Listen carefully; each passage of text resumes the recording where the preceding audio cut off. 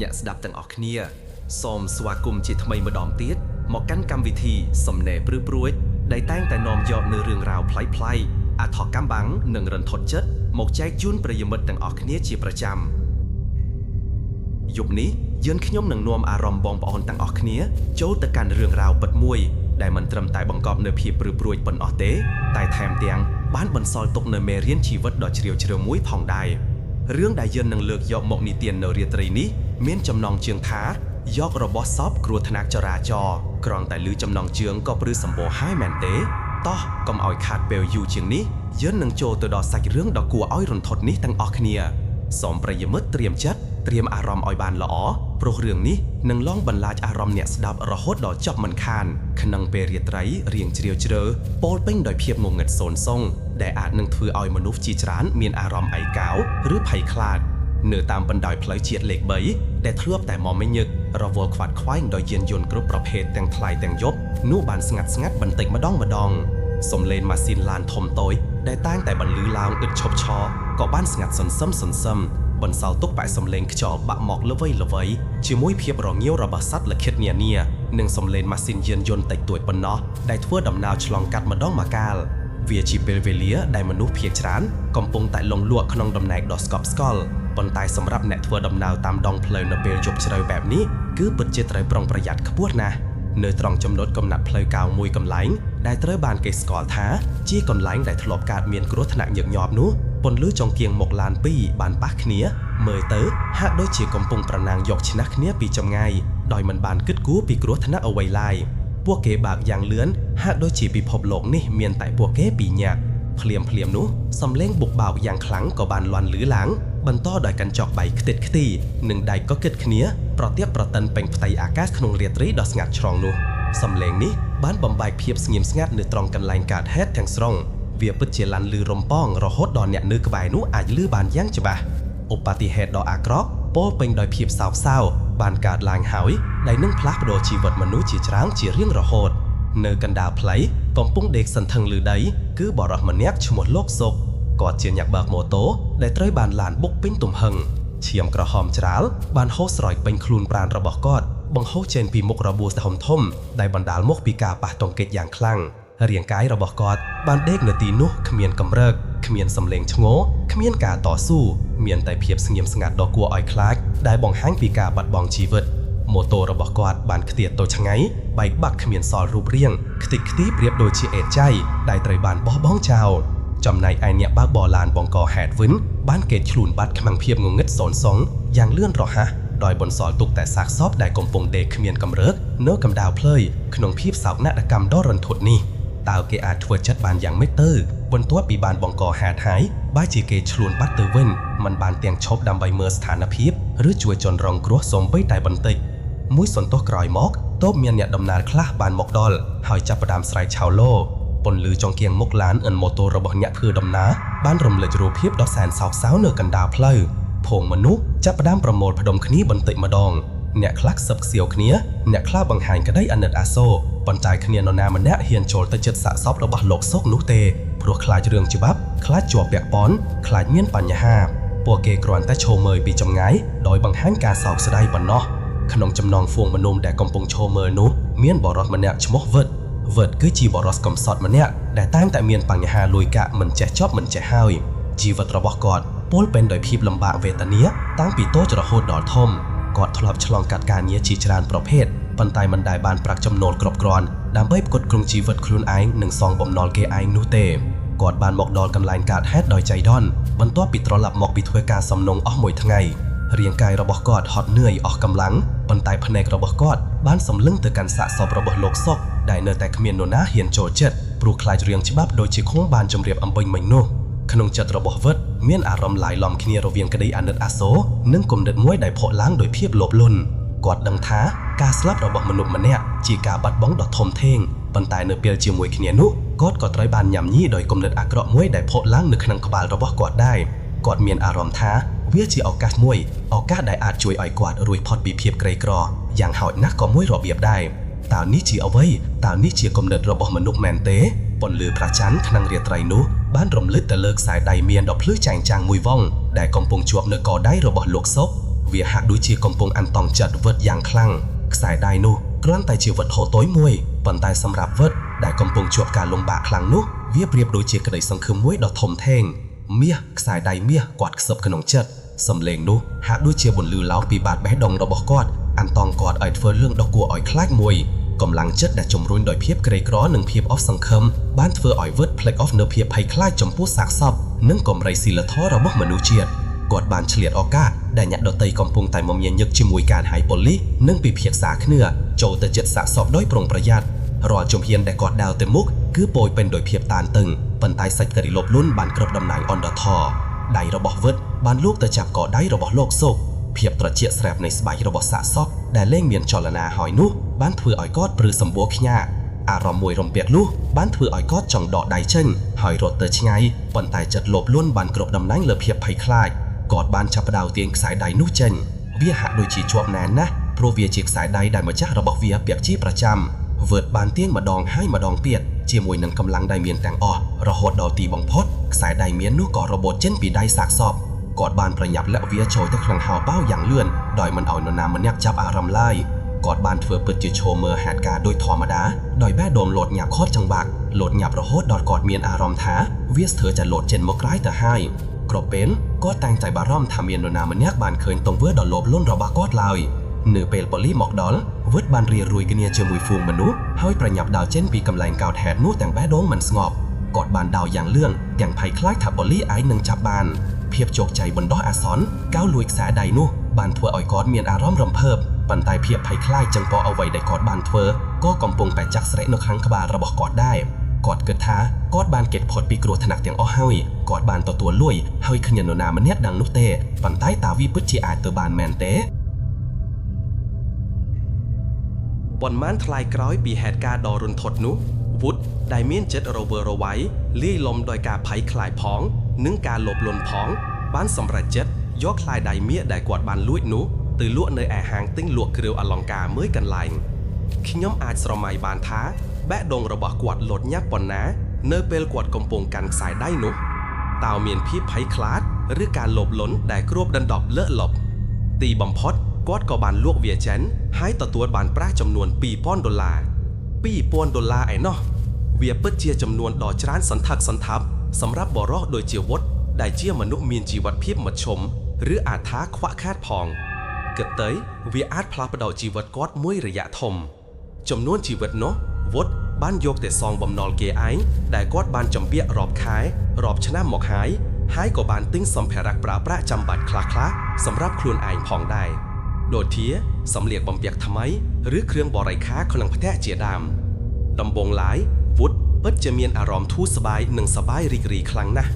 គាត់មានអារម្មណ៍ថាខ្លួនគាត់បានរួចផុតពីបន្ទុកធ្ងន់នៃបំណុលហើយអាចដកដង្ហើមបានស្រួលជាងមុនគាត់ប្រហែលជាគិតថាទីបំផុតឧបតិហេតុដ៏ខ្មៅងងឹតនោះនឹងគ្រាន់តែជាអតីតកាលដ៏ជូរចត់មួយដែលនឹងត្រូវលេចលង់បាត់បង់ទៅតាមពេលវេលាគាត់ប្រហែលជាគិតថាចប់ហើយគ្មាននរណាដឹងទេអ្វីៗនឹងត្រឡប់មកធម្មតាវិញប៉ុន្តែប្រិយមិត្តអ្នកស្ដាប់ជាទីមេត្រីតើពិតជាចប់មែនទេតើអំពើដែលយើងបានប្រព្រឹត្តអាចបាត់បង់ទៅតាមពេលវេលាបានដែរឬភាពស្ងប់សុខនិងអារម្មណ៍ធូរស្រាលរបស់វុឌនោះនឹងបានស្ថិតស្ថេរយូរឡើយយប់ពី3យប់ដំបូងបន្ទាប់ពីគាត់បានលួចខ្សែដៃនោះវុឌតែងតែយល់សម្ដេចឃើញឈុតឆាកគ្រោះថ្នាក់ចរាចរណ៍ដដែលនៅក្នុងសុបិននោះគាត់ឃើញលោកសុកដេកនៅកណ្ដាលផ្លូវក្នុងថ្លុកឈាមហើយអ្វីដែលគួរឲ្យព្រឺព្រួតបំផុតនោះគឺគាត់ឃើញដៃរបស់គាត់ផ្ទាល់លូកទៅទាញខ្សែដៃមាសចេញពីកងដៃរបស់សាសពរាល់ពេលដែលគាត់ភ្ញាក់ពីដំណេកវុឌតែងតែមានអារម្មណ៍ថាត្រជាក់ស្រែពេញខ្លួនប្រាណហាក់ដូចជាមាននរណាម្នាក់កំពុងឈរមើលគាត់នៅក្បែរគ្រែអូយគិតទៅក៏ព្រឺសម្បល់ដែរណោះគាត់ព្យាយាមបដិសេធគំនិតអាក្រក់ទាំងនោះចេញពីខួរក្បាលដោយគិតថាវាគ្រាន់តែជាផលប៉ះពាល់ផ្លូវចិត្តធម្មតាបន្ទាប់ពីបានឃើញរឿងហេតុដ៏រន្ធត់ប៉ុណ្ណោះគាត់ព្យាយាមបោកប្រាស់ខ្លួនឯងថានេះគ្រាន់តែជាការភ័យខ្លាចបណ្ដោះអាសន្នប៉ុន្តែរឿងចម្លែកកើតឡើងបន្តិចម្ដងដែលធ្វើឲ្យគាត់លែងអាចគិតថាជាការយល់សប្តាហ៍ឬការភ័យខ្លាចផ្លូវចិត្តទៀតហើយពេលខ្លះគាត់ឮសំឡេងជើងមនុស្សដើរចុះឡើងនៅជុំវិញផ្ទះរបស់គាត់នៅពេលដែលគាត់នៅម្នាក់ឯងតើសំឡេងនោះមកពីណាតើអ្នកណាដើរចុះឡើងពេលខ្លះទៀត វត្ថុនៅក្នុងផ្ទះរបស់គាត់ដូចជាកៅទឹកឬចានឆ្នាំងស្រាប់តែរំកិលទីតាំងដោយខ្លួនឯងគ្មានខ្យល់គ្មានអ្នកណាជាអ្នករើទេវុឌ្ឍចាប់ផ្ដើមមានអារម្មណ៍ភ័យខ្លាចយ៉ាងខ្លាំងណាស់គាត់តែសម្លឹងមើលទៅជុំវិញខ្លួនដោយសង្ស័យតែមិនដែលឃើញអ្វីសោះភាពត្រជាក់ដែលធ្លាប់តែលេចឡើងម្ដងម្កាលក៏ចាប់ផ្ដើមលេចឡើងញឹកញាប់ជាងមុនជាពិសេសនៅពេលយប់សូម្បីតែនៅក្លឹងថ្ងៃដែលអាកាសធាតុក្តៅហួតហែងក៏គាត់នៅតែមានអារម្មណ៍ត្រជាក់ស្រែពេញខ្លួនដូចជាគេកំពុងបើកម៉ាស៊ីនត្រជាក់កម្រិតទាបបំផុតអ៊ីចឹងមួយយប់វុឌ្ឍបានដេកលក់យ៉ាងស្កប់ស្កល់ប៉ុន្តែស្រាប់តែត្រូវភ្ញាក់ឡើងដោយសំឡេងខ្សឹបខ្សៀវដ៏ព្រឺព្រួយដែលហាក់ដូចជាចេញមកពីក្រែរបស់គាត់អ្នកស្ដាប់ស្រមៃមើលសំឡេងនោះមិនមែនជាភាសាមនុស្សទេវាជាសំឡេងល្វីៗស្រាលដូចជាសំឡេងមនុស្សធ្ងរឬនិយាយអ្វីមួយដែលមិនច្បាស់លាស់វុឌ្ឍបានបើកភ្នែកធំសម្លឹងមើលទៅជុំវិញបន្ទប់ងងឹតគាត់មានអារម្មណ៍ថាបេះដូងរបស់គាត់លោតលឿនខ្លាំងណាស់រហូតដល់ស្ទើរតែលោតចេញមកក្រោយត្រជុងអ្នកណាកែនៅទីនោះគាត់បានសួរទាំងសំឡេងញ័រតែស្ទើរតែមិនឮខ្លួនឯងផងគ្មានចម្លើយមានតែភាពស្ងប់ស្ងាត់ដ៏គួរឲ្យខ្លាចនិងភាពត្រជាក់ស្រែបដែលគ្របដណ្ដប់ពេញបន្ទប់ប៉ុណ្ណោះចាប់តាំងពីយប់នោះមកវុឌ្ឍក៏ចាប់ផ្ដើមកេងមិនលក់គាត់តែងតែសម្លឹងមើលទៅទ្វារឬបង្អោយហាក់ដូចជាខ្លាចថាមាននរណាម្នាក់នឹងចោលមកភាពភ័យខ្លាចបានចាប់ផ្ដើមស៊ីរូងផ្ទៃកណ្ដុងរបស់គាត់កាន់តែឯកាមិនសូវនិយាយស្ដីជាមួយអ្នកណាហើយតែងតែមានអារម្មណ៍ថាមាននរណាម្នាក់កំពុងតាមដានគាត់រហូត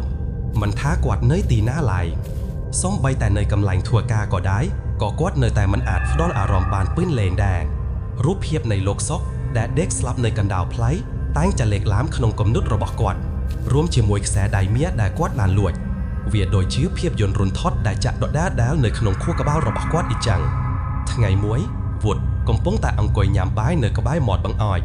ស្រាប់តែគាត់មានអារម្មណ៍ថាមានកម្លាំងអ្វីមួយបានទាញកៅអីដែលគាត់កំពុងអង្គុយបន្តិច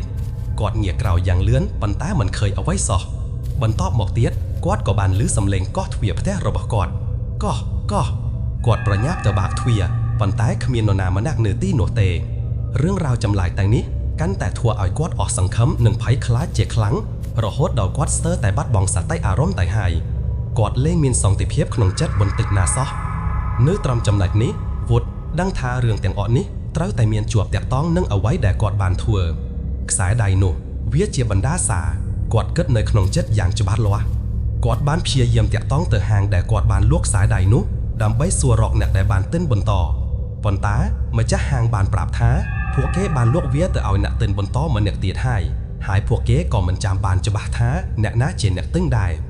វុឌ្ឍមានអារម្មណ៍ថាដូចជាកំពុងជាប់ក្នុងអន្ទាក់មួយដែលមិនអាចរកច្រកចេញបានគាត់ចង់បោះបង់លុយទាំងអស់ដែលគាត់រកបានពីខ្សែដៃនោះប៉ុន្តែទោះជាយ៉ាងណាគាត់ក៏មិនអាចបោះបង់ចោលនៅភាពភ័យខ្លាចដែលកំពុងតាមឡងបន្លាចគាត់បានដែរយប់មួយដ៏ត្រជាក់ស្រាប់វុឌ្ឍបានដេកនៅម្នាក់ឯងនៅក្នុងបន្ទប់ដ៏ងងឹតស្រាប់តែគាត់មានអារម្មណ៍ថាមាននរណាម្នាក់កំពុងអង្គុយនៅលើគ្រែរបស់គាត់នៅក្បែរជើងរបស់គាត់ភាពត្រជាក់បានជ្រាបចូលទៅក្នុងឆ្អឹងក្នុងរបស់គាត់រហូតដល់ចុងសក់គាត់មិនហ៊ានបើកភ្នែកមើលទេគាត់បានបិទភ្នែកជិតអូសភួយជាប់ទាំងញាត់ត្រត្រើកបន្ទាប់មកគាត់ក៏បានឮសំឡេងខ្សឹបខ្សៀវមួយទៀតប៉ុន្តែលើកនេះវាហាក់ដូចជាច្បាស់ជាងមុនហើយវាបានខ្សឹបត្រង់ត្រចៀករបស់គាត់ថាខ្សែដៃរបស់ខ្ញុំខ្សែដៃអូយគ្រាន់តែឮក៏ព្រឺសម្បោដែរ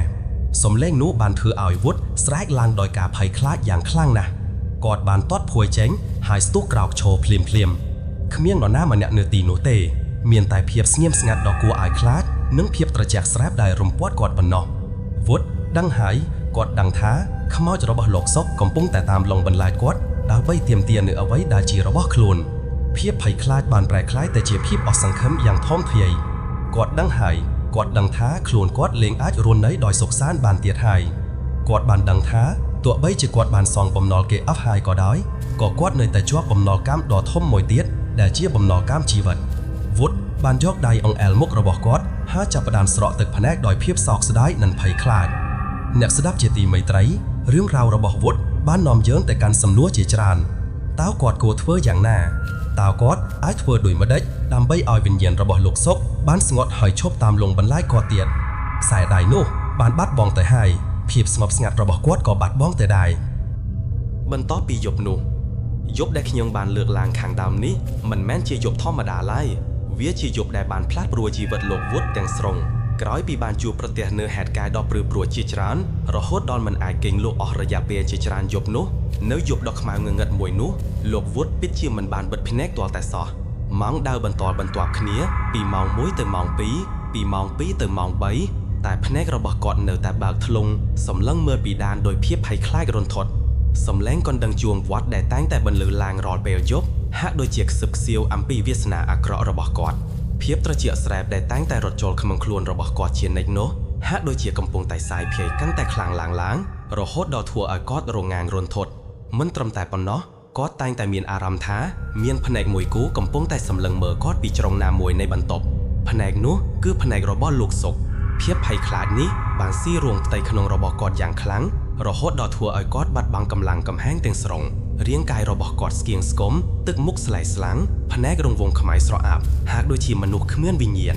គាត់មិនអាចញ៉ាំបាយបានស្រួលមិនអាចគេងបានស្កប់ស្កល់ហើយរាល់ការគិតរបស់គាត់គឺសុទ្ធតែពោរពេញដោយភាពភ័យខ្លាចមិនភាពអស់សង្ឃឹមអស់រយៈពេលជាច្រើនថ្ងៃដែលគាត់រួមនៅក្នុងស្រមោលនៃភាពភ័យខ្លាចលោកវុឌ្ឍក៏បានដឹងថាការកិច្ចវេះមិនអាចដោះស្រាយបញ្ហាបានឡើយនេះមិនមែនជាបញ្ហាធម្មតាដែលគាត់អាចរត់គេចខ្លួនបាននោះទេគាត់ត្រូវតែប្រឈមមុខនឹងការពិតហើយរកវិធីដោះស្រាយទោះបីជាត្រូវបង់ថ្លៃអ្វីក៏ដោយឲ្យតែគាត់អាចរស់នៅបានដោយសេចក្តីសុខជាថ្មីម្ដងទៀតគាត់គិតថាប្រសិនបើគាត់នៅតែបន្តរត់គេចគាត់ប្រកាសជាបាត់បង់ស្មារតីហើយអាចនឹងស្លាប់បាត់បង់ជីវិតដោយសារតែភាពភ័យខ្លាចនេះនៅព្រឹកបន្ទាប់ពីយប់ដ៏រន្ធត់នោះលោកវុឌ្ឍបានងើបពីដំណេកទាំងកម្លាំងលហិតលហើយទោះជាយ៉ាងណាក្នុងចិត្តរបស់គាត់បានកើតមាននូវការសម្រេចចិត្តដ៏មុតមាំមួយគាត់បានសម្រេចចិត្តថាត្រូវតែស្វែងរកខ្សែដៃនោះឲ្យឃើញវិញទោះបីជាវាជាការងារលំបាកលំបិនយ៉ាងណាក៏ដោយគាត់មានអារម្មណ៍យ៉ាងមុតមាំថាប្រសិនបើគាត់អាចប្រគល់ខ្សែដៃនោះមកវិញនោះវិញ្ញាណរបស់លោកសុកនឹងអាចស្ងប់ហើយគាត់ក៏នឹងទទួលបានសេចក្តីសុខក្នុងជីវិតឡើងវិញដែរសម្រាប់គាត់ខ្សែដៃមាសនោះមិនមែនគ្រាន់តែជាវត្ថុមានតម្លៃមួយមុខឡើយតែវាជាភស្តុតាងនៃកំហុសឆ្គងរបស់គាត់វាជាបំណត់កម្មដែលគាត់ត្រូវតែសងហើយវាជាគន្លឹះដើម្បីដោះលែងខ្លួនឯងចេញពីភាពភ័យខ្លាចរន្ធត់នេះវិលត្រឡប់ទៅហាងគ្រឿងអលង្ការដោយមានការបដិញ្ញាចិត្តយ៉ាងមុតមាំលោកវុឌ្ឍក៏បានត្រឡប់ទៅហាងទិញលក់គ្រឿងអលង្ការនោះម្ដងទៀតដំណើរទៅកាន់ហាងគ្រឿងអលង្ការនោះហាក់ដូចជាការធ្វើដំណើរដ៏វែងឆ្ងាយសម្រាប់គាត់គ្រប់ជំហានដែលគាត់ដើរហាក់ដូចជាមានទម្ងន់ធ្ងន់ណាស់គាត់សម្លឹងមើលជុំវិញខ្លួនភ្នែករបស់គាត់រំពៃរកមើលនៅស្រមោលអមនូលណាមួយខ្លាចក្រែងលោកសុកនៅតែបន្តតាមជាប់ជាមួយគាត់ប៉ុន្តែពេលនេះគាត់មិនបានគិតដល់ការភ័យខ្លាចច្រើននោះទេគាត់គិតតែពីវិធីស្វែងរកខ្សែដៃនោះឲ្យឃើញវិញប៉ុណ្ណោះលើកនេះគាត់មិនបានធ្វើពុតជាធម្មតាដោយលើកមុននោះឡើយទឹកមុខរបស់គាត់ស្លែកស្លានជាខ្លាំងភ្នែករង្វង់ខ្មៅព្រឿងបង្ហាញពីភាពអត់ងុយអស់ជាច្រើនយប់នោះរាងកាយរបស់គាត់លែងមានកម្លាំងកំហែងដូចមុនហើយកាយវិការរបស់គាត់ទាំងមូលបានបង្ហាញពីភាពអស់សង្ឃឹមយ៉ាងខ្លាំងគាត់បានដើរយ៉ាងយឺតទៅរកម្ចាស់ហាងដែលជាស្ត្រីវ័យកណ្ដាលម្នាក់ដែលគាត់ធ្លាប់បានលក់ខ្សែដៃនោះឲ្យពេលគាត់ទៅដល់មុខតូបគាត់បាននិយាយទាំងសំឡេងខ្សោស្ទើស្ទើរតែមិនឮថា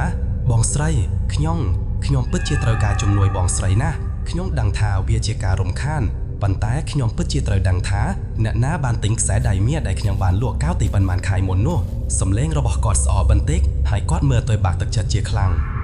ម្ចាស់ហាងបានសម្លឹងមើលវុឌ្ឍដោយកោបភ្ញាក់ផ្អើលនាងបានចាំគាត់បានយ៉ាងច្បាស់ព្រោះគាត់ជាអ្នកលក់ខ្សែដៃមាសដ៏ធំមួយកាលពីមុនហើយកាលនោះគាត់មើលទៅគួរឲ្យទុកចិត្តមានទឹកមុខស្រស់ស្រាយធម្មតាតែពេលនេះគឺផ្ទុយស្រស់តែម្ដងនាងបានឆ្លើយដោយស្ទាកស្ទើរថាបងបានប្រាប់ហើយតាថាបងមិនចាំច្បាស់ទេព្រោះមានអតិថិជនចេញចូលច្រើនរាល់ថ្ងៃហើយវាជាឯកជនភាពរបស់អតិថិជនទៀតបងមិនអាចទម្លាយបានទេពិតណាស់ច្បាប់ក្រុមហ៊ុននិងសិទ្ធិឯកជនភាពអតិថិជនគឺជារឿងសំខាន់បំផុតនាងមិនអាចប្រថុយប្រឋានបានឡើយវុឌ្ឍបានអោនក្បាលចុះអស់សង្ឃឹមគាត់ដឹងថាការស្នើសុំរបស់គាត់គឺពិបាកណាស់ប៉ុន្តែគាត់គ្មានជំរើសផ្សេងឡើយគាត់និយាយដោយទឹកមុខស្រងត់ថាបាទខ្ញុំយងហៃមីងឬបងស្រីប៉ុន្តែបើសិនបងស្រីអាចជួយខ្ញុំបានខ្ញុំមានរឿងសំខាន់បំផុតត្រូវដោះស្រាយវាតាក់ទងនឹងអាយុជីវិតរបស់ខ្ញុំសម្ដីចុងក្រោយនេះបានធ្វើឲ្យម្ចាស់ហាងមានការភ្ញាក់ផ្អើលជាខ្លាំងម្ចាស់ហាងបានឃើញភាពអស់សង្ឃឹមនៅលើផ្ទៃមុខរបស់វុឌ្ឍក៏មានចិត្តអាណិតយ៉ាងខ្លាំងនាងគិតក្នុងចិត្តថាប្រក់ម្នាក់នេះហាក់ដូចជាមានរឿងធំណាស់បានជាមកអង្វរបងដល់ថ្នាក់នេះនាងបានព្យាយាមនឹករលឹកឡើងវិញដោយយកចិត្តទុកដាក់គាត់បាននិយាយថាចាំបងគិតសិនកាលនោះហាក់ដូចជាមានគ្រួសារមួយមកពីខេត្តកំពង់ស្ពឺហើយពួកគាត់បាននិយាយថាទិញខ្សែដៃនោះទុកជាកាដូឲ្យកូនប្រសាប្រក់របស់ពួកគាត់ នាងថែមទាំងបានរៀបរាប់ពីតម្រង់មុខបន្តិចបន្តួចរបស់ស្ត្រីដែលបានមកទិញនិងតំបន់ដែលពួកគាត់បាននិយាយប្រិយមិត្តអើយព័ត៌មាននេះគឺពិតជាកម្មរស្មីក្តីសង្ឃឹមចុងក្រោយបង្អស់របស់ Wood វាដូចជាដំណាក់ទឹកក្នុងវាលខ្សាយអញ្ចឹងបងប្អូនប្រិយមិត្តជាទីស្រឡាញ់សូមនឹកស្រមៃមើលរូបភាពរបស់លោក Wood នៅលើឡានឈ្នួលចាស់មួយគ្រឿងដែលកំពុងរត់យ៉ាងលឿនសម្ដៅទៅកាន់ខេត្តកំពង់ស្ពឺ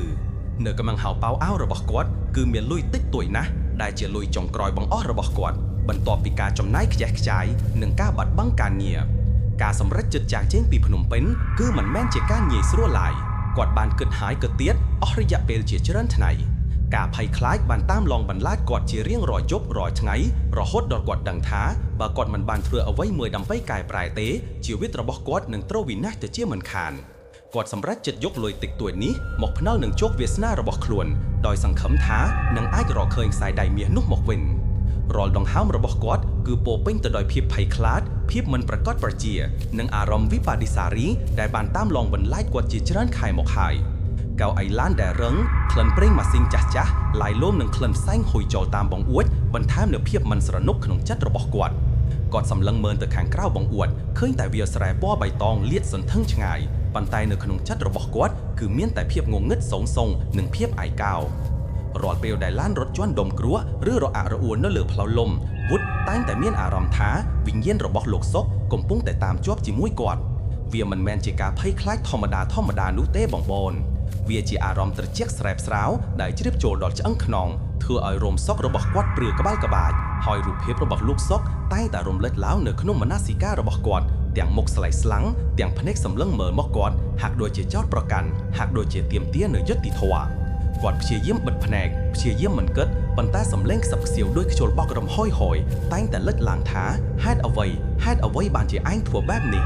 Wood មិនអាចកេងផុតពីស្រមោលអតីតកាលរបស់ខ្លួនបានឡើយទោះបីជាគាត់កំពុងធ្វើដំណើរទៅរកការកែប្រែក៏ស្រមោលទាំងនោះនៅតែបន្តតាមឡងបន្លាយគាត់យ៉ាងជិតដិតបំផុតការធ្វើដំណើរដ៏វែងឆ្ងាយនោះហាក់ដូចជាគ្មានទីបំផុតសោះពេលខ្លះគាត់គិតថាប្រហែលជាគាត់មិនគួរធ្វើដំណើរនេះតាំងពីដំបូងមកម្លេះតើគាត់ទៅរកអ្វីទៅគាត់នឹងរកឃើញខ្សែដៃនោះបានដែរឬទេនៅក្នុងខេត្តកំពង់ស្ពឺដ៏ធំល្វឹងល្វើយនេះភាពអស់សង្ឃឹមបានចាប់ផ្ដើមផុសឡើងវិញប៉ុន្តែរាល់ពេលដែលភាពអស់សង្ឃឹមកើតឡើងរូបភាពរបស់លោកសុកក៏កាន់តែច្បាស់ធ្វើឲ្យគាត់ភ័យខ្លាចរហូតដល់មិនអាចបោះបង់ចោលបានឡើយវាហាក់ដូចជាការធ្វើដំណើររវាងការភ័យខ្លាចនិងក្តីសង្ឃឹមដ៏តិចតួចបំផុតទីបំផុតនៅពេលដែលឡានឈ្នួលបានទៅដល់ខេត្តកំពង់ស្ពឺពន្លឺព្រះអាទិត្យចាប់ផ្ដើមលេចបាត់បន្តិចម្ដងWood បានបោះយើងចុះពីឡានឈ្នួលដោយអារម្មណ៍ឡាយលំគ្នារវាងភាពធូរស្បើយនិងការថប់បារម្ភគាត់សម្លឹងមើលជុំវិញខ្លួនឃើញតែផ្ទះអ្នកស្រែចម្ការផ្សារតូចមួយហើយផ្លូវដីក្រហមលាតសន្ធឹងគាត់មិនមែនទិសដៅច្បាស់លាស់អ្វីឡើយដោយមនុស្សបាត់បង់ផ្លូវគាត់បានចាប់ផ្ដើមដើររកដោយគ្មានទិសដៅច្បាស់លាស់អ្វីទាំងអស់គាត់បានដើរសួរគេឯងពីភូមិមួយទៅភូមិមួយដោយរៀបរាប់ពីខ្សែដៃមាសនិងរូបរាងរបស់ស្រីដែលបានទិញគាត់បានព្យាយាមនឹកឃើញគ្រប់លំអិតទាំងអស់ដែលគាត់ធ្លាប់ឮកាលពីថ្ងៃកើតហេតុគាត់បានសួរទៅអ្នកស្រែដែលកំពុងច្រូតស្រូវសួរទៅអ្នកលក់ដូរនៅផ្សារសួរទៅលោកតាលោកយាយដែលកំពុងអង្គុយលេងនៅមុខផ្ទះអ្នកខ្លះបានសម្លឹងមើលគាត់ដោយភាពសង្ស័យហាក់ដូចជាគាត់ជាមនុស្សចម្លែកឬជាអ្នកឆោបបោកពួកគេបានសួរត្រឡប់មកវិញថាបងឯងមកពីណារកអ្វីខ្ញុំអត់ដឹងទេអ្នកខ្លះទៀតបានបដិសេធមិនព្រមនិយាយដោយគ្រាន់តែងក់ក្បាលឬក្រវីដៃប្រាប់ថាពួកគេមិនដឹងអ្វីទាំងអស់រាល់ចម្លើយបដិសេធគឺហាក់ដូចជាកំបិតមួយចាក់ទម្លាស់បេះដូងរបស់គាត់ម្ដងហើយម្ដងទៀតភាពអស់សង្ឃឹមក៏ចាប់ផ្ដើមភ័កឡើងវិញធ្វើឲ្យគាត់មានអារម្មណ៍ថាគាត់នឹងបរាជ័យជាមិនខានគាត់ដាវដោយមិនដឹងខ្លួនរហូតដល់ជើងរបស់គាត់ឈឺខ្លួនប្រាណរបស់គាត់នឿយហត់ភាពស្រេកឃ្លាននិងភាពហត់នឿយបានគ្របដណ្ដប់លើរូបកាយរបស់គាត់ប៉ុន្តែនៅក្នុងចិត្តគឺមានតែភាពភ័យខ្លាចនិងវិបដិសារីប៉ុណ្ណោះផ្នែកទី2សុពិននិងការរកឃើញមួយយប់ Wood បានដេកនៅខ្ទមសំណង់មួយកន្លែងខ្ទមនោះតូចចង្អៀតសងសាំងពីឈើបន្ទះបាត់បង់ល្មមប៉ុណ្ណោះក្លិនឈើចាស់ឡាយលំនឹងក្លិនដីសាមធ្វើឲ្យគាត់មានអារម្មណ៍រឹតតែឯកោគាត់បានក្រាលកន្ទាវចាស់មួយនៅលើដីហើយយកកាបូបរបស់គាត់ធ្លាក់ក្បាលខ្យល់រាត្រីបានបក់បោកមកប៉ះនឹងរុនប្រហោងនៃជញ្ជាំងធ្វើឲ្យគាត់ញាក់សាច់ព្រឺព្រួយគាត់ព្យាយាមបិទភ្នែករំពឹងថានឹងអាចគេងលក់បានប៉ុន្តែរូបភាពរបស់លោកសុកនៅតែបន្តឡងបន្លាយគាត់យប់នោះគឺជាយប់មួយដែលគាត់គិតថាគាត់មិនអាចគេងលក់បានឡើយប៉ុន្តែដោយសារតែភាពហត់នឿយខ្លាំងពេកគាត់ក៏បានលងលក់ទៅក្នុងដំណែកដោយមិនដឹងខ្លួនក្នុងសុពិនគាត់បានឃើញលោកសុកម្ដងទៀត លើកនេះលោកសុកមិនបានប្រហែលនៅភាពភ័យខ្លាចភាពខឹងសម្បាឬការចោទប្រកាន់ด้วยមុននោះទេលោកសុកបានប្រហែលខ្លួនដោយមុខមាត់ស្រទន់ស្ងប់ស្ងាត់គាត់មិនបាននិយាយអ្វីនោះទេគ្រាន់តែងក់ក្បាលទៅទិសដៅមួយរូបភាពក្នុងសពិនរបស់វុឌ្ឍក៏បានរំលេចទៅលើផ្ទះឈើមួយខ្នងដែលមានដើមស្វាយធំមួយដើមនៅខាងមុខដើមស្វាយនោះមានលបត្រឆឹងត្រឆៃផ្លែស្វាយទុំរយេងរយងគួរឲ្យចង់ពិសាផ្ទះឈើនោះមានសភាពចាស់បន្តិចប៉ុន្តែមើលទៅមានភាពកក់ក្ដៅនិងស្ងប់ស្ងាត់រូបភាពនោះច្បាស់ត្រជាក់ភ្នែកណាស់ហាក់ដូចជាកំពុងបង្ហាញផ្លូវដល់គាត់លោកសុកបានងក់ក្បាលម្ដងទៀតហាក់ដូចជាចង់ប្រាប់ថាទៅទីនោះទៅនោះហើយគឺជាកន្លែងដែលឯងត្រូវរកវុឌ្ឍភ្ញាក់ឡើងទាំងញោះចូលខ្លួនបែកដងរបស់គាត់លោតញាប់ញ័រខ្លាំងណាស់ហាក់ដូចជាទៅរត់ប្រណាំងមួយជុំធំគាត់អង្គុយស្ងៀមអស់មួយសន្ទុះដោយព្យាយាមរំលឹកនៅសុពិននោះឡើងវិញគាត់ចាប់ផ្ដើមមានក្តីសង្ឃឹមយ៉ាងខ្លាំងមិនមែនជាក្តីសង្ឃឹមដែលពោពេញដោយភាពងងឹតដូចមុននោះទេតែជាក្តីសង្ឃឹមដែលភ្លឺស្វាងហាក់ដូចជាព្រះអាទិត្យរើសចេញពីពពកខ្មៅគាត់ជឿថានេះគឺជាប្រផ្នួលនេះគឺជាផ្លូវមួយដែលវិញ្ញាណរបស់លោកសុកកំពុងតែនាំផ្លូវគាត់នៅថ្ងៃបន្ទាប់គាត់បានបន្តស្វែងរកដោយផ្អែកលើរូបភាពក្នុងសុពិនរបស់គាត់បានព្យាយាមនឹកឃើញនៅទិសដៅដែលលោកសុកងក់ក្បា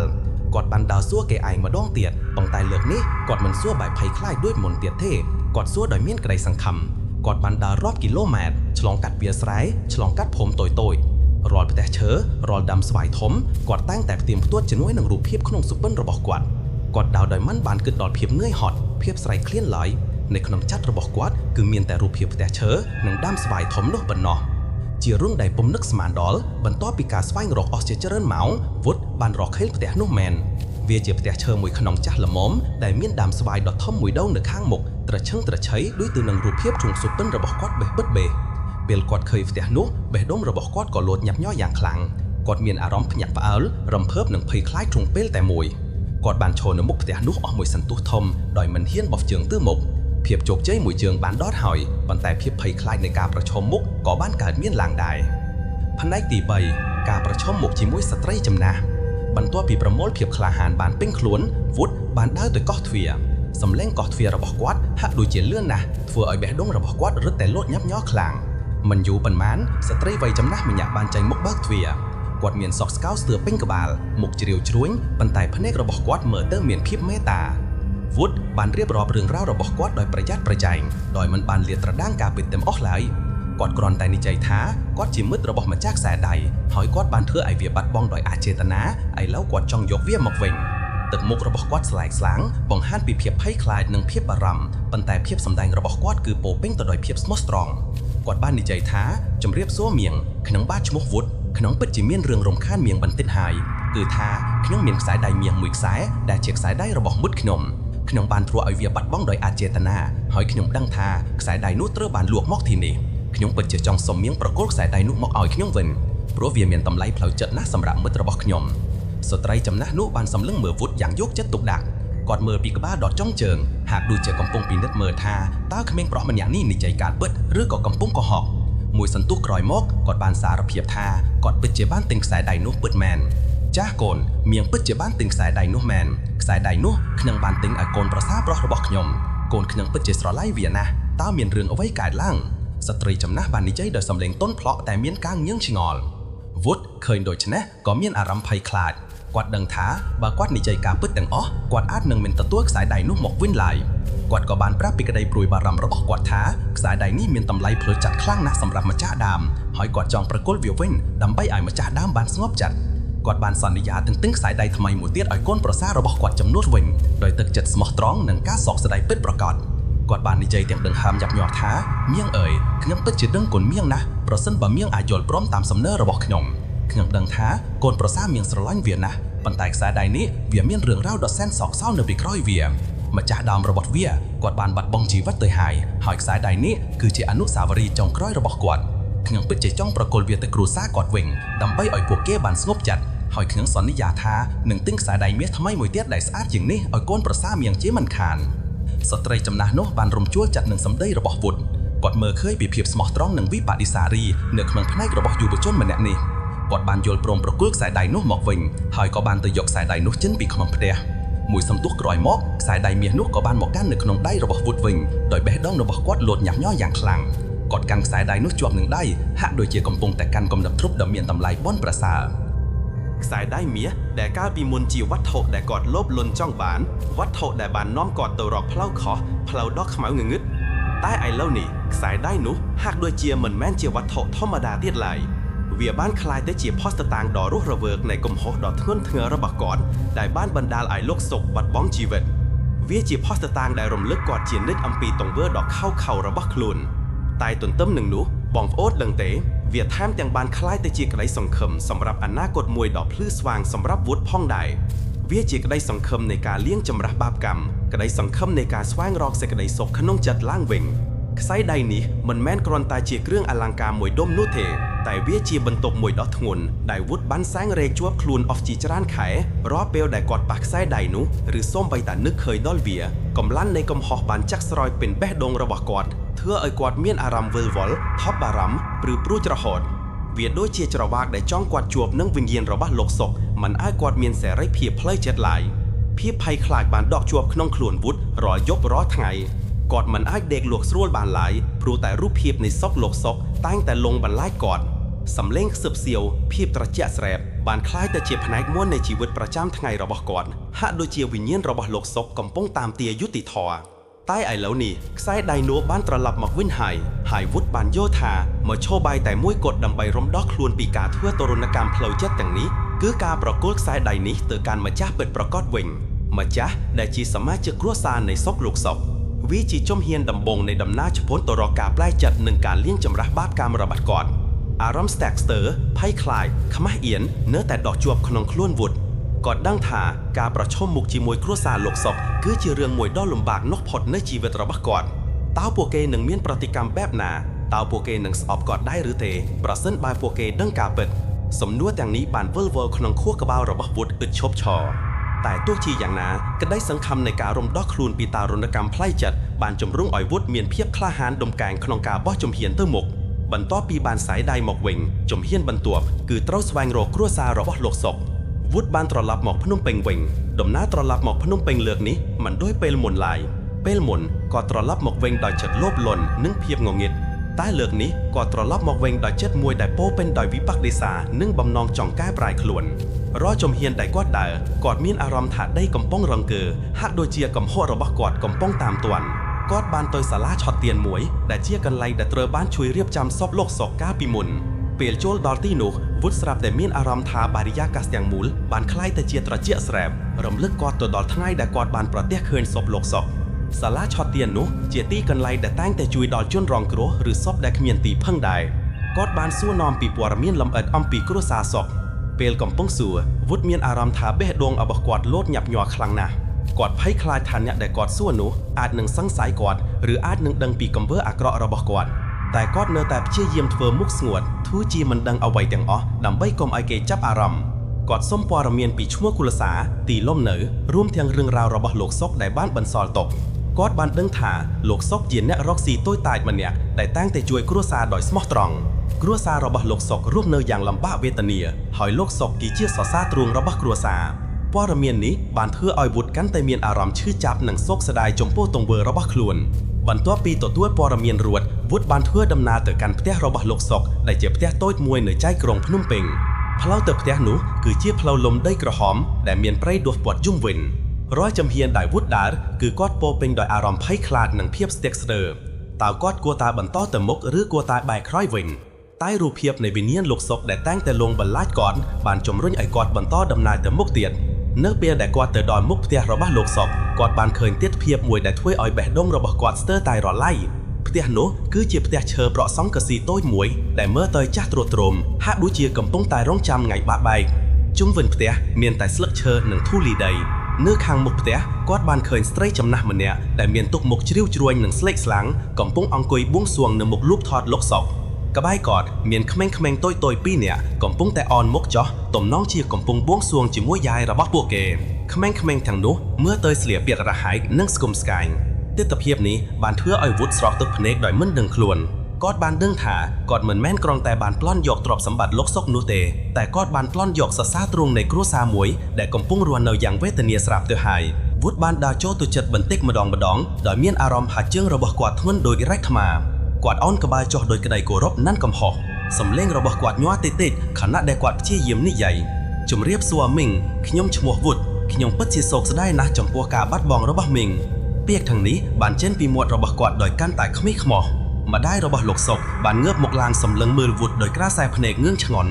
គាត់ហាក់ដូចជាមិនដែលឃើញវុឌ្ឍពីមុនមកទេតែគាត់នៅតែងក់ក្បាលដោយសោកភាពវុឌ្ឍបានលូតជង្គង់ចោះយឺតហើយចាប់ខ្សែដៃមាសនោះចេញពីហោប៉បរបស់គាត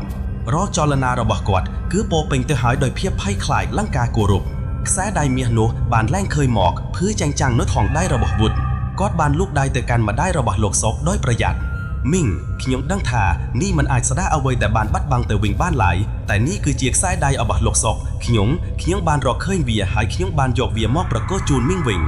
សំឡេងរបស់វុឌ្ឍស្ទើរតែលែងលឺទៅហើយគាត់មានអារម្មណ៍ថាកំដៅនៃខ្សែដៃនោះកំពុងតែដុតរោដៃរបស់គាត់ហាក់ដូចជាវាកំពុងតែរំលឹកគាត់ពីទង្វើអាក្រក់របស់គាត់ម្ដាយរបស់លោកសុកបានសម្លឹងមើលខ្សែដៃនោះដោយការភ្ញាក់ផ្អើលមិនមែនជឿរាជហោះគាត់បានចាប់ខ្សែដៃនោះពីដៃវុឌ្ឍយ៉ាងលឿនហើយយកវាមកអបជាប់នឹងទ្រូងរបស់គាត់ទឹកភ្នែករបស់គាត់បានស្រក់ចុះមកដោយមិនដឹងខ្លួនកូនបានយកវាពីណាមកកូនប្រុសរបស់មីងពិតជាស្រឡាញ់ខ្សែដៃនេះណាស់ម្ដាយរបស់លោកសុកបានយំខ្សឹកសួលខ្សែដៃនេះមិនមែនគ្រាន់តែជាគ្រឿងអលង្ការមួយដុំនោះទេតែវាជាអនុស្សាវរីយ៍ចុងក្រោយរបស់កូនប្រុសគាត់វាជាចំណងដៃនៃក្តីស្រឡាញ់និងការនឹករលឹកវុឌ្ឍមិនបាននិយាយការពិតទាំងអស់ឡើយព្រោះគាត់ខ្លាចថានឹងធ្វើឲ្យម្ដាយរបស់លោកសុកកាន់តែឈឺចាប់គាត់មិនចង់បន្ថែមបន្ទុកឈឺចាប់លើគ្រួសារដែលកំពុងរងទុក្ខស្រាប់ទៅហើយនោះទេគាត់គ្រាន់តែនិយាយថាគាត់បានរកឃើញវានៅកន្លែងកើតហេតុហើយគាត់ព្យាយាមរកគ្រួសារលោកសុកដើម្បីប្រគល់វាវិញពាក្យភូតខកពាក់កណ្ដាលនេះបានធ្វើឲ្យវុឌ្ឍមានអារម្មណ៍ម្ដងទៀតថាមានកំហុសម្ដងទៀតតែក្នុងពេលមួយឈ្នានោះគាត់ក៏មានអារម្មណ៍ថាបានធ្វើរឿងមួយត្រឹមត្រូវផងដែរគាត់បានព្យាយាមរៀបរាប់ពីការលំបាកក្នុងការស្វែងរកគ្រួសារនេះដោយរៀបរាប់ទាំងការពេទ្យនិងការកុហកឡាយលំគ្នាគាត់ប្រាប់ថាក្រៅពីបានឃើញខ្សែដៃនេះនៅកន្លែងកើតហេតុគាត់មានអារម្មណ៍ថាវាជារបស់មានតម្លៃមិនគួរទុកចោលឡើយគាត់បានប្រាប់ថាគាត់បានសួរនាំនៅទីនោះតែគ្មានអ្នកណាស្គាល់ទើបគាត់សម្រេចចិត្តយកវាមករក្សាទុកសិនរងចាំថ្ងៃណាមានដំណឹងគ្រួសារលោកសុកទើបនឹងប្រគល់ជូនវិញការនិយាយបែបនេះវុឌ្ឍមានអារម្មណ៍ថាដូចជាកំពុងតែព្យាយាមលាងបាបកម្មរបស់គាត់បន្តិចម្ដងភាពងោខ្លានិងភាពលោភលន់របស់វុឌ្ឍកាលពីមុនបានធ្វើឲ្យគាត់ដើរខកផ្លូវយ៉ាងធំធាត់យ៉ាងខ្លាំ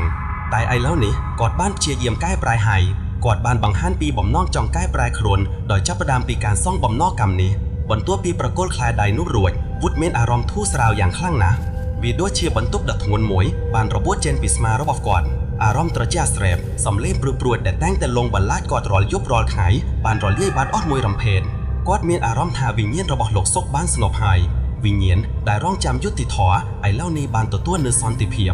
នេះជាសញ្ញាបង្ហាញថាលោកសុកបានអភ័យទោសឲ្យវុឌ្ឍហើយនៅយប់នោះវុឌ្ឍបានដេកលក់យ៉ាងស្កប់ស្កល់ជាលើកដំបូងត្រង់ចាពីរយៈពេលជាច្រើនខែដែលគាត់មិនដែលបានគេងលក់ស្រួលឡើយគាត់មិនបានយល់សពភ្នែកអាក្រក់ទៀតទេហើយក៏លែងមើលអារម្មណ៍ថាត្រជាក់ស្រែបឬឮសំឡេងព្រឹកព្រួយទៀតដែរការគេងលក់ស្រួលគឺអ្វីដែលគាត់ប្រាថ្នាចង់បានបំផុតតែមិនដែលបានទទួលឡើយកាលពីមុនឥឡូវនេះគាត់ទទួលបានវាហើយ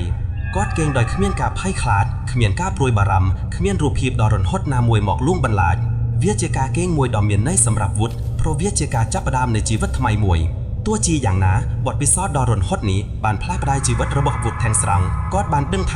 ទោះបីជាគាត់បានសងបំណងដោយការប្រគល់ខ្សែដៃនោះវិញហើយក៏ដោយក៏គាត់នៅតែមានបំណងសាយធម៌មួយទៀតដែលត្រូវសងបំណងកម្មគឺសំដៅនៅអ្វីដែលយើងបានធ្វើខុសហើយទទួលផលវិបាកដោយផ្ទាល់តែបំណងសាយធម៌គឺសំដៅនៅការទទួលខុសត្រូវរបស់យើងចំពោះសង្គមមនុស្សធម៌និងខ្លួនឯងវុឌ្ឍដឹងថាការប្រគល់ខ្សែដៃវិញគ្រាន់តែជាការបញ្ចប់នៅរឿងរ៉ាវមួយប៉ុណ្ណោះទេតែមិនមែនជាទីបញ្ចប់នៃបំណងរបស់គាត់ឡើយគាត់ត្រូវតែធ្វើអ្វីមួយដែលធំជាងនេះដើម្បីលាងជម្រះបាបកម្មរបស់គាត់ឲ្យអស់ពីចិត្តហើយដើម្បីឧទ្ទិសកុសលផលបុណ្យជូនដល់វិញ្ញាណក្ខន្ធលោកសុកគាត់បានសម្រេចចិត្តលះបង់ជីវិតផ្លូវលោកហើយបានទៅបួសជាសង្ឃការសម្រេចចិត្តនេះមិនមែនជារឿងងាយស្រួលឡើយការបួសគឺមានន័យថាការលះបង់នូវទ្រព្យសម្បត្តិលាភសក្ការៈសេចក្តីសុខផ្លូវលោកទាំងពួងតែសម្រាប់វុឌ្ឍវិញការសម្រេចចិត្តនេះគឺជាមធ្យោបាយតែមួយគត់ដើម្បីស្វែងរកសេចក្តីសុខពិតប្រាកដគាត់ចង់លាងកម្មរបស់ខ្លួននិងឧទ្ទិសកុសលផលបុណ្យទាំងឡាយជូនទៅវិញ្ញាណក្ខន្ធរបស់លោកសុកនិងសត្វលោកទាំងឡាយដែលទ្រុរង់ទុកដោយសារការលោភលន់គាត់ដឹងថាមានមនុស្សច្រើនដែលបានបាត់បង់ជីវិតដោយសារតែភាពលោភលន់ញ៉ាដតី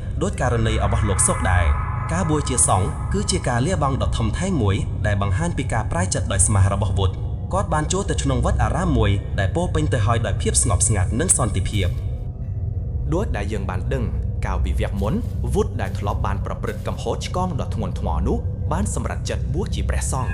ហើយចាប់តាំងពីថ្ងៃនោះមកជីវិតរបស់លោកវុឌ្ឍដែលឥឡូវជាព្រះសង្ឃបានប្រែក្លាយទាំងស្រុង